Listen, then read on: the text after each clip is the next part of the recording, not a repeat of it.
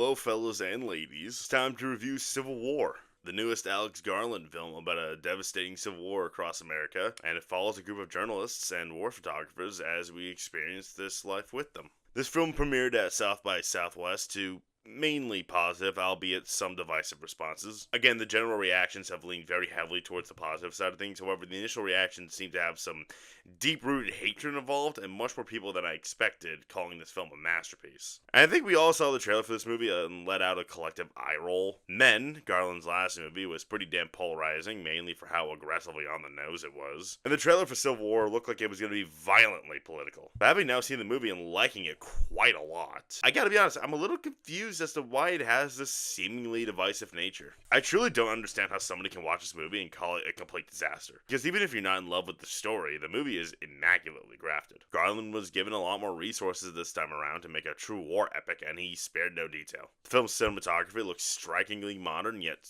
so its own thing. It plays with background blurriness and lens flares in a way that could be obnoxious under the wrong hand, and yet I can't remember a shot that made me go, that does not look good. Also, the sound design is just incredible. Can't recommend an IMAX screen enough for this movie, simply for the audio alone. Obviously, there's a lot of guns going pew pew pew pew pew pew, but there's something so jarring about it in this movie that it shook me and made me even more immersed in the horrors of what's on my screen. I don't intend to talk Oscars here, as I don't expect this to be an Oscars thing, but I did kind of watch this movie and think, how would this miss sound? Also, I love the world building of this movie. This truly does feel like a day in the life, all things considered. For these people, this is just life now.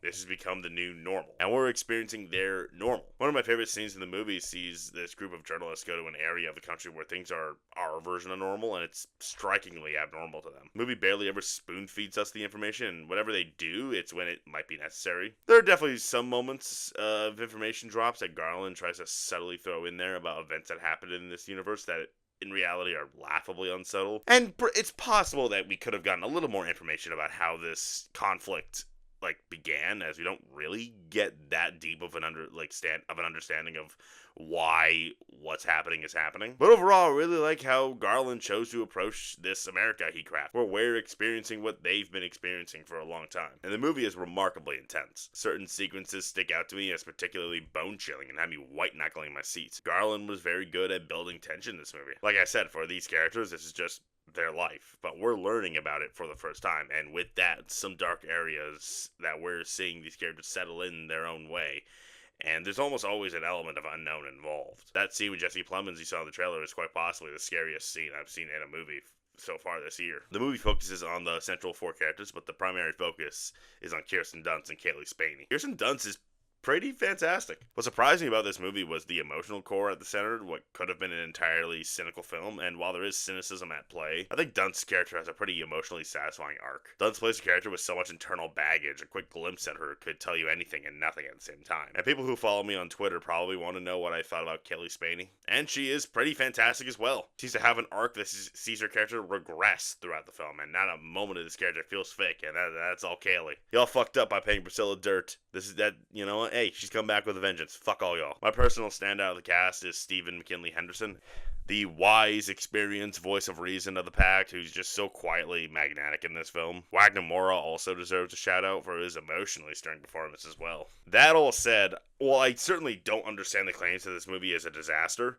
I'm also a bit confused by the claims that this is a masterpiece. When I hear the phrase masterpiece, I think it's either presents something new or it has some real teeth to it, and judging by the reactions, I assumed it was the teeth part. But watching the movie, I couldn't help but think the movie was pretty safe. I actually found the movie remarkably apolitical. I've seen some people comment on how Texas and California would never ever align like this, but I don't think the point was to comment on the current Trump era of American politics, or be like, oh, this is where we're heading. I think the movie is just simply a work of fiction. I didn't really find anything here that I would consider controversial, save for maybe the Jesse Plemons scene. That's not to say the movie has nothing to say. I do think the movie is a very clear critique on how desensitized to war and violence we've become. I do kind of see the case that it's like a celebration of journalism, but I thought the war thing was more, more of what the movie's going for. At least my interpretation. Watching these journalists casually venture through this hellscape and watch Cailee Spaeny's character regress, I do think there is some truth to how that reflects our world in a scary way. Look no further than the atrocities in Gaza that's essentially become background noise in terms of how it's being publicized. That said, while there's nothing inherently wrong with the messaging, and its messaging is not a flaw, I do think it's a pretty safe message. Like, I truly don't see how someone can look at the central themes of this film and then say it's a masterpiece, and how so many are doing it. Then again, without it, you still have a pretty intense war thriller. So again, I don't get the trash allegations either. I feel like this movie's being considered divisive because like we projected something about it onto the movie. Like we saw that like it seemingly dealt with American politics, and combined with the fact that Men was pretty mixed negative, we kind of just decided to have these extreme reactions to it. I think the movie is pretty damn good, but I don't think it does anything to warrant like a true conversation. Nonetheless, Civil War maybe say it, but I thought the film was well acted, tense, engaging, and one hell of a thriller. I was pretty captivated all throughout the film, and again, find the biggest IMAX screen you can find for this film, and I'm going to give it 8 Stephen McKinley Hendersons out of 10. I am very interested in the conversation around the movie, in that I am like curious as to why this movie is getting so many diverse reactions. I have my opinion, and I'm very curious why everyone else's opinion. I don't comment. I'm not gonna check. All right, that's the end of that. Like, subscribe, and share, or else I'm gonna fucking start a civil war with you. I'm just gonna fucking go out there with a freaking like pool noodle and just start like batting you over the head with it because you didn't like, subscribe, or share.